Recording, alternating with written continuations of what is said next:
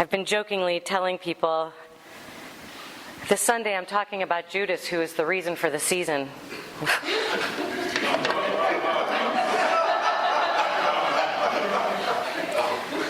Not many people get that joke. However, it's kind of true. For me, Judas really is the central focus of the story of Jesus. Let's say the last part. And the truth is, I really like Judas. I mean, yeah, there's the whole zealot thing. And he did seem a little hot-headed at times. And sometimes he just seemed really confused. But most importantly, he seemed really dedicated. He was dedicated to his people, to his homeland, and to his best friend. Judas was Jesus' best friend. From all that's been researched and all that's been shown to us through every dramatization of the story, we've accepted this story of the unfolding. Everything that I've checked into shows that Jesus held Judas in very high regard. He kept him closer to his heart than anyone else. Unless, of course, you read Lamb by Christopher Moore, which is a whole other subject, and we can talk about that later. But in that case, it was Biff, not Judas. The thing about Judas, though, is that he's not really regarded as a popular guy. He's not depicted as someone we're supposed to love. And in some religious paths, he's seen as someone we should revile, a traitor, a betrayer. He's destined to suffer in hell for all eternity for what he did not only to Jesus, but choosing to end his life by suicide. So I was Googling images of Judas for today's PowerPoint, thinking I would find some really inspiring things, and all I found was more evidence of what I've been taught about this man my whole life. There was nothing compassionate, there was no empathetic reference, there was nothing gentle. And even in our language today, I actually was saying to myself, in the vernacular of the peasantry, which is what Professor Marvel in The Wizard of Oz says, in the vernacular of the peasantry, Judas's name is actually used as a verb. It's you Judas someone, meaning you betray them, or you turn on them. The online dictionary has synonyms for the word Judas as backstabber, betrayer, double-crosser, traitor, serpent, snake. Can you imagine your name being associated with those actions for all time? So the prevailing wisdom, if this prevailing wisdom teaches us that Judas was a bad person, where does my compassion for Judas come from? Why do I cry for Judas? Where does this pain come from in me when I'm discussing him with people and it becomes negative and accusatory? Why am I defending this maligned historical figure? So I pondered this. And at first I thought, well, maybe it's a past life thing. Maybe some karmic tie. Maybe I hung out with him. Maybe I knew him. Maybe I was him.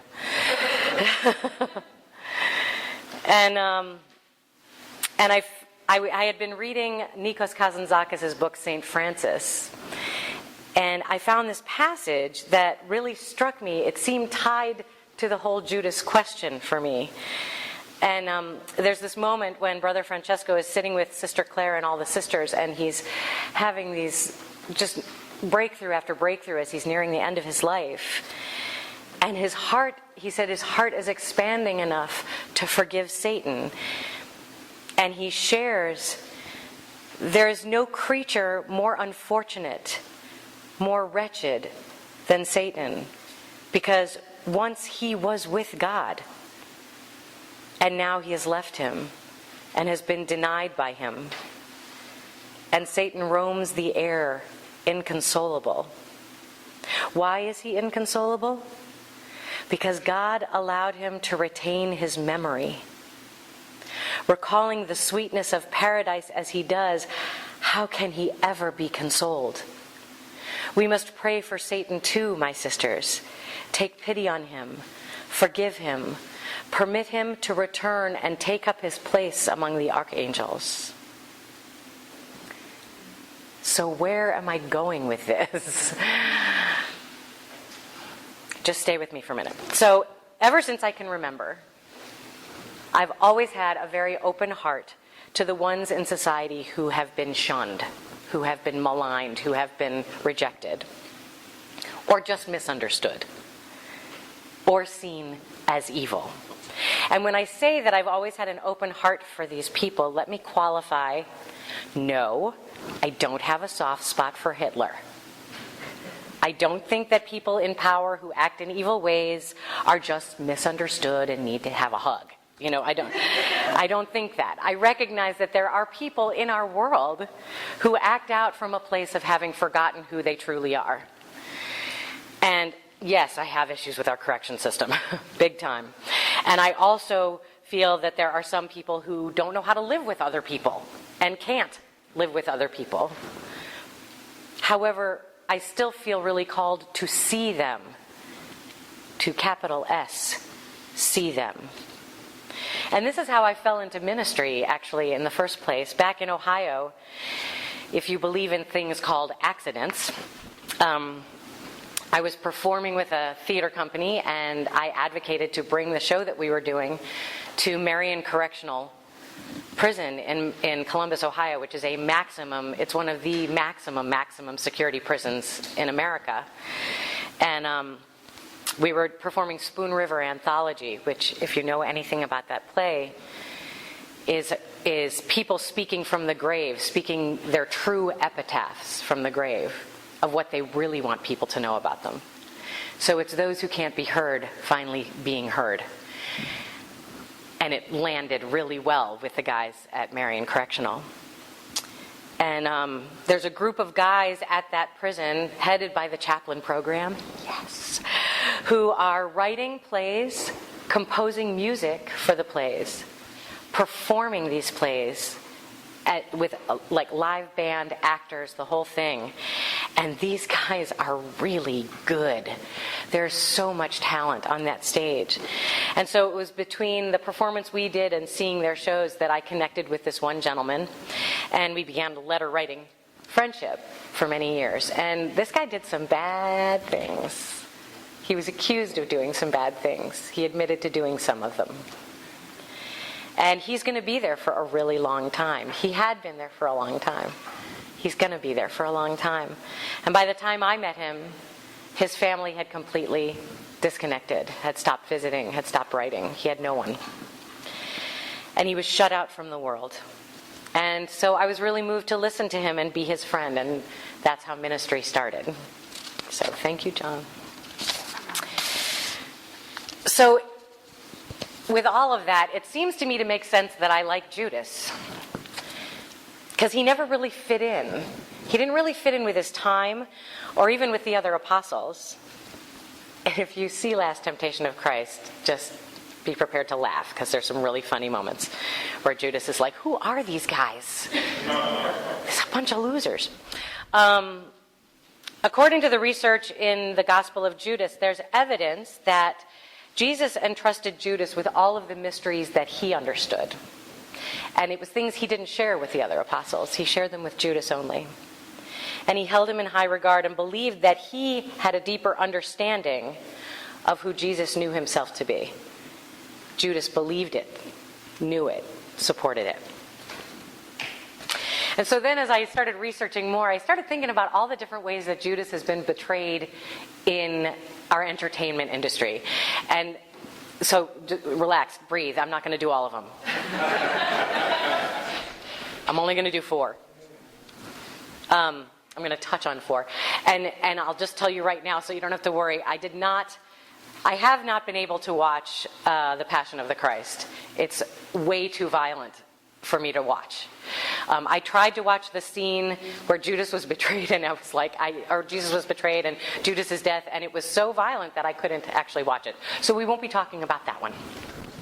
We'll be going back in time a little bit.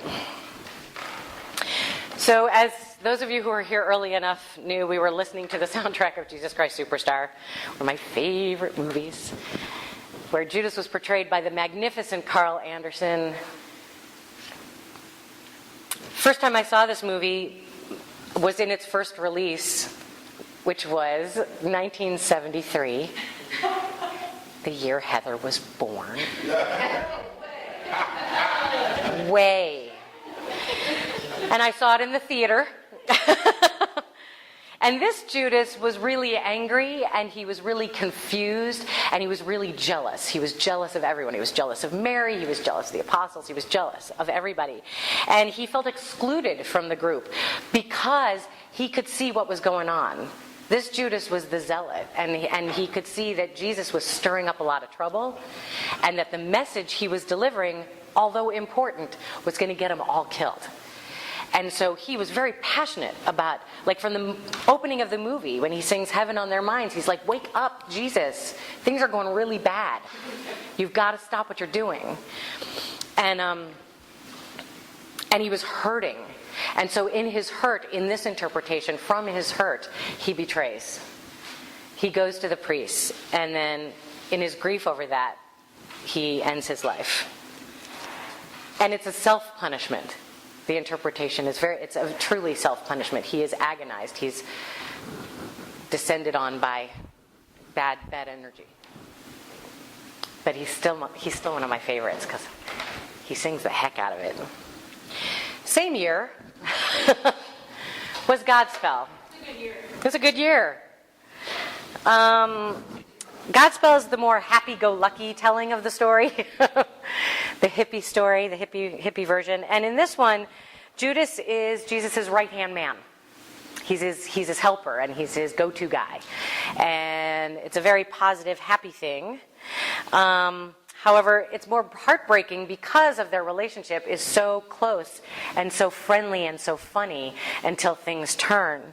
And we don't actually see the betrayal. The betrayal is brought to us in the middle of a beautifully sad song called By My Side, where Jesus is going off to think about things, and in the middle of that, it's stated that Judas betrays him. The other thing I like about this interpretation, though, is that Judas gets to live at the end. There's no death for Judas. And not only does he get to live at the end, but he is redeemed. And he redeems the group. And he redeems Jesus and lifts him. And it's this beautiful, uplifting ending that leaves you feeling hopeful. So I like that one. Happy one. Happy ending. And then in 1988, controversy, The Last Temptation of Christ. So years later, after Happy Jesus, I watched and read the book, Last Temptation of Christ, which I highly recommend. And also, I have to say that I think this is the first spiritual center service in the history of the world that has Nikos Kazantzakis mentioned twice. He wrote St. Francis, and he wrote Last Temptation of Christ. He was quite a guy. I don't know if anybody hears of other people talking about Kazantzakis that many times, or saying Kazantzakis as many times as I've said it now. Let me know. Poor Colleen. Sorry. Kazantzakis. Just Kazantzakis. In this interpretation, there's this moment. Well, first of all, Judas is total zealot in this one, and he is pretty much angry at Jesus through the whole story. He's angry that he's building crosses. He's angry that he's not doing what he's supposed to do. He's angry that he's not owning his title as Messiah because he believes that he is. However, he also feels like he'd better start showing up as. He's like, you're being too soft. You need to be stronger. You need to be harder. You need to be more powerful. And then in this painful moment, Jesus tells Judas, look, this is the way it's going to go down. I'm going to destroy the temple. I'm going to get in a lot of trouble. And then you're going to betray me. And Judas is like, no, I'm not. I like the temple thing. I like the destruction. I like the upheaval. I'm not doing this. And Jesus says, you have to do this. And Judas says, why? And he goes, because you're the only one strong enough. You're the only one strong enough. You're my best friend. You're the only one strong enough. And so I started thinking more about that, this idea of what we ask of our best friends. Like, who do we pick in those moments when we need something really difficult done? We pick the ones who are strong enough. And so I found this blog about Last Temptation of Christ. And this guy wrote this amazing thing. So he said, Judas is Christ's backbone, his strength, his human perspective, his best friend, his judge, everything but his betrayer. From the beginning, Judas is the first companion, the first disciple. When God gives Jesus a new revelation, Judas is the first to know. When Jesus anguishes, he turns to Judas. When Jesus is empowered, Judas is by his side. When Jesus is told in a dream that he must be crucified and he must be betrayed, he tells Judas. Judas doesn't want to do this, but he agrees to. Unlike the other disciples, it is Judas who best understands the mission. He is at once Jesus' weakness and his conscience. In all things, he is Jesus' humanity. Their friendship is a link between divinity and earthly roots. I thought that was so powerful, that Jesus is doing all these things and Judas is the anchor, saying, yeah, but why are you doing it? Bring it back home. Bring it back to us. Bring it back to freedom. Bring it back to what we need. Another thing from the same writer that starts with K.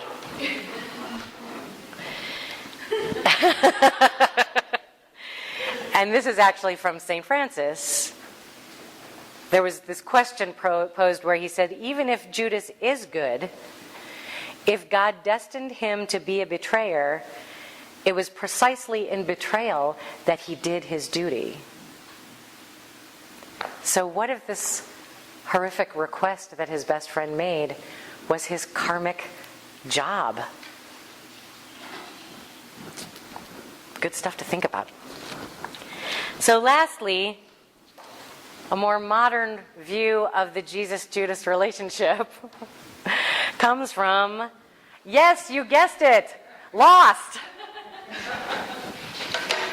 Sawyer and Jack.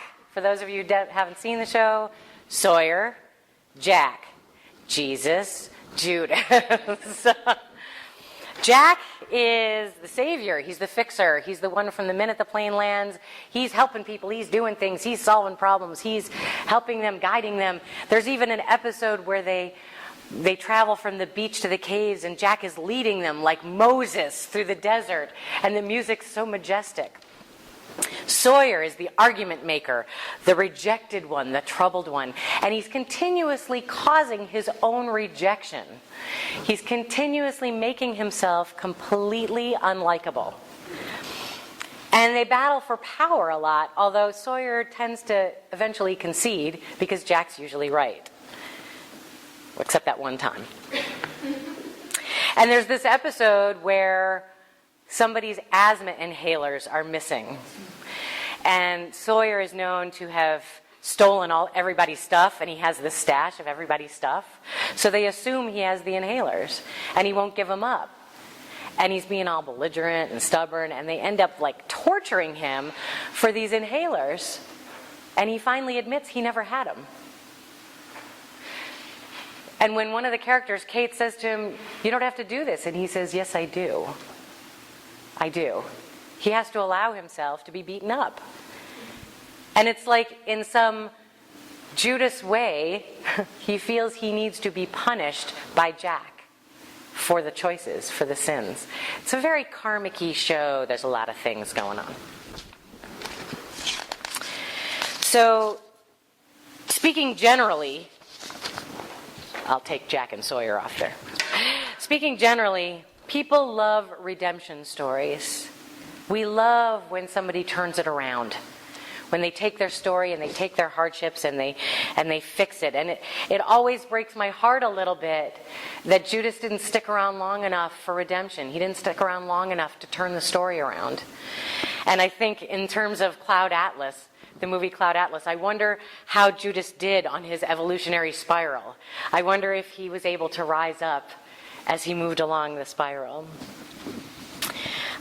I work with kids who are in residential psychiatric treatment, and some of the kids are dealing with some pretty heavy stuff and some pretty lousy choices that they've made in their lives. And I was sitting with a group of them on Thursday night. We were talking about this because some of them are actually dealing with legal trouble. Like the choices that they've made have gotten them into legal issues, and they're in treatment instead of jail to try to turn their lives around. And we were talking about how in one moment of forgetting who you are, you can make a choice that can impact the rest of your life.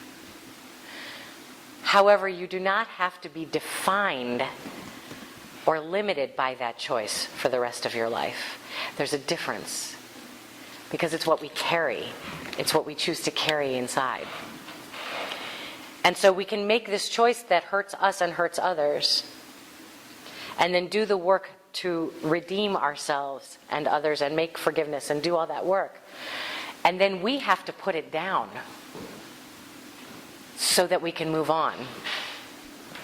We have to find a way to remember who we are so we can rebuild and not carry the story with us. So this week, Easter is approaching. Chocolate goes on sale next week. And surprisingly, I don't know if you've noticed, but there's a lot of biblical movies coming out this year. Don't go see Noah. Just don't. I'm just telling you. But there's Noah, and then there's like 2 or 3 more Jesus story movies coming out, and biblical epic things coming out all this year. It's very interesting. But anyway, so as all this is stirred up, and especially this week with Easter, I want to invite you to think on 2 things. So, first reflection. Think about those who have been the Judas in your life. Think about whether or not you can forgive them for the moments that they forgot themselves and they betrayed you and they hurt you. And again, let me clarify, this doesn't mean you need to have them over to your house for dinner. That's not what it's about. It means freeing yourself. Forgiving them, freeing yourself, and allowing each of you to complete the work that you have to do. And then secondly, reflect on the moments that we have been the Judas to others, and most painfully to ourselves. When have we betrayed ourselves? When have we done to ourselves what we wouldn't allow anyone else to do? And can we forgive that? One last thought. I like to think, my own personal interpretation, it's said that when Jesus was on the cross and he went through his temptation and his sadness and his torture, and then at the end he said, "It is accomplished." And I know that the general interpretation of this means that his work is done and his role as Savior is taken on. But I was thinking, wouldn't it be amazing if what he meant was forgiveness for Judas? Wouldn't it be awesome if in that moment that he realized his last request that he made of Judas is accomplished? And that whatever purpose Jesus needed to fulfill was accomplished because Judas did what he asked him to do. And in that it is accomplished, he lets Judas off the hook. What an amazing idea. That really touches my heart. So Easter generally is a time of reawakening. That's how we see it. And moving the rock. So it's more than just one guy moving a rock to get out of his tomb. It's about all of us moving the rock to get out of our tomb. It's about all of us forgiving and moving forward. It's a restart. It's a restart moment for all of us of forgiveness and redemption. And it's a moment we all get to start again. Let's do some praying.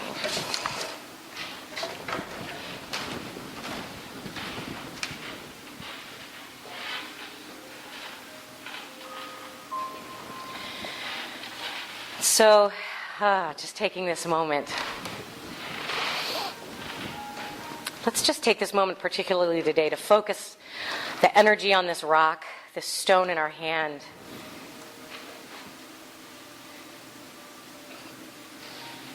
To place into it any moment that we have hurt others or ourselves. Any moment that we're holding in our hearts and in our cells and in our bodies where we have been hurt. Anything that feels unlike love, unlike peace, unlike rest. Anything that feels like it just doesn't belong in there. Let's take it from our hearts and our cells and our bodies and our souls and our minds and put it into this stone, because the stone can take it. And knowing that there is something larger than us, no matter what we call it, God, nature, Buddha, Allah, Christ consciousness, Jehovah, oneness, love, air. It doesn't matter what we call it. It's this thing that is larger than us, and it fills us. It wants to live its life through and as us, and it needs more space. It needs more space. So getting rid of whatever it is that we carry that is not serving us, that is not lifting us and supporting us, taking all of that and getting it out of the way into the stone and letting it go, gives God more room to expand within us. And then we awaken to who we truly are. Then it truly is an Easter morning for all of us, every moment. A wake up. A new life. A new start.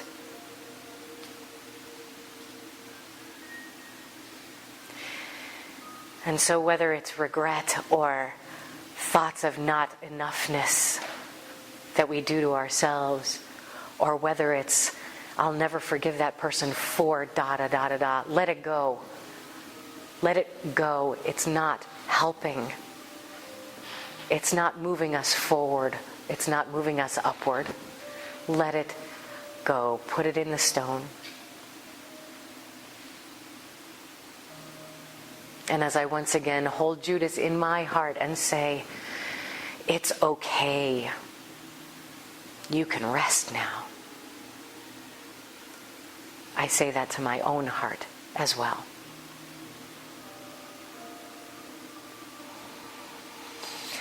Breathing in the breath of life, feeling it fill us, knowing that God is, that love that we feel on those moments where we're just bursting with good. That's life. That's our life. That's the life we live. So with gratitude, I say yes to that life. And I thank this stone for the work that it's doing for me. And I promise to not pick it up again. Right now. Thank you, God. Thank you, life. Thank you, love. Amen. Ashe.